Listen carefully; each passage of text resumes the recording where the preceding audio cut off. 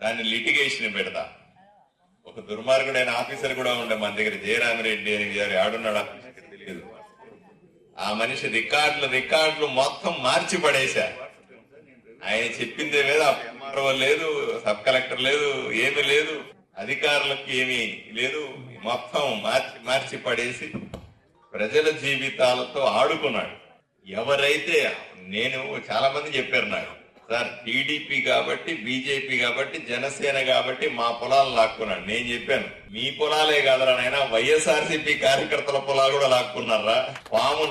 పాము తన పిల్లలే తినేస్తుందంట. ఆ రకంగా వైఎస్ఆర్సీపీ ఎమ్మెల్యేగా ఉన్న వ్యక్తి వైఎస్ఆర్సీపీ కార్యకర్తలు, నాయకుల పొలాలు కూడా ఆక్రమించుకున్నాడంటే ఇంతకంటే దౌర్జన్యం, ఇంతకంటే దారుణం ఎక్కడ జరుగుతుంది? ఈ రోజు సాక్షాత్తు సబ్ కలెక్టర్ గారు చెప్తా ఉన్నారు, సోమవారం వచ్చి నేను కూర్చుంటే